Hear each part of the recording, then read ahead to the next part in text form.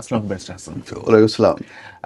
Benefit চিটের উপর একটি news article এসেছে, যেখানে বলা হয়েছে যে একজন ব্যক্তি তিনি বেনিফিট ক্লেম করেছিলেন এই বলে তিনি অনেক অসুস্থ এবং তিনি হাঁটতে পারেন না, কিন্তু পরবর্তীতে তাকে জিমের জুম্বা ক্লাস এবং স্পিন ক্লাসে অংশগ্রহণ করতে দেখা যায়। এই ব্যাপারে ডিডব্লিউপি তার বিরুদ্ধে কি পদক্ষেপ নিয়েছে? ধন্যবাদ মাস্টার রাহা। বেনিফিট চিট যে মূলত ক্লেম করেছিল যে সে হাঁটতে পারে না, পরবর্তীতে সে কট হয়েছে সিসিটিভির মাধ্যমে যে সে জুম্বা এবং স্পিন ক্লাসেস করছিল অ্যাট জিম।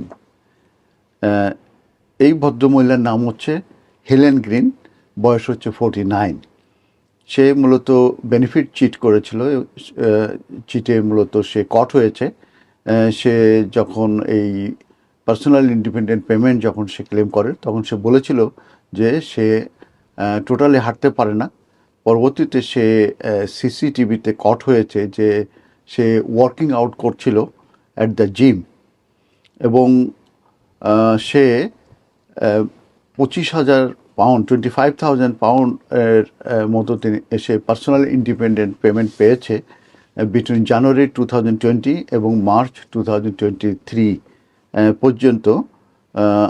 এবং যখন সে এই যে পিআইপি ক্লেম করেছিল, সে বলেছিল যে সে house bound due to severe arthritis in every joint. তার মানে তার হাতে পায়ের সমস্ত জয়েন্টে তার আর্থাইটিস আছে এবং তার স্লিপড ডেস্ক আছে। তার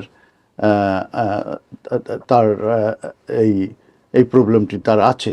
তো যে কারণে তার পিআইপির জন্য তার অ্যাসেসমেন্ট হয় এবং সে অ্যাসেসমেন্টে সামহাও সে সাকসেস হয়, এবং পরবর্তীতে সে 25,000 পাউন্ডের মতো সে পিআইপি থেকে পেয়েছিল। কিন্তু department of work and pension তারা মূলত এই সিসিটিভির মাধ্যমে ফাইন্ড আউট করে যে সে জুম্বা এবং স্পিন ক্লাসেস করছিল। তো Green department for work and পেনশনকে বলেছিল যে সে রিলাইড করে অন ক্লাসেস, ক্রাচেসের উপরে সে মতো রিলাই করতো এবং তার কনস্ট্যান্ট হেল্প লাগতো উইথ ডেইলি টাস্কের ক্ষেত্রে। তো ফলোয়িং এ টিপ অফ একজন ডিডাব্লিউপি ইনভেস্টিগেশন তারা অবটেন করে ফুটেজ অফ গ্রিন যে ওয়ার্কিং আউট করছে ইন এ জিম, মানে জিমে সে এই যে জুম্বা এবং স্পিন ক্লাসেস করছে, এবং তাকে ডিসকভার করা হয় to be an active member of a running club. একটা রানিং ক্লাবের সে অ্যাক্টিভ মেম্বার, এটা ডিডাব্লিউপি ফাইন্ড আউট করে, এবং she was caught on CCTV.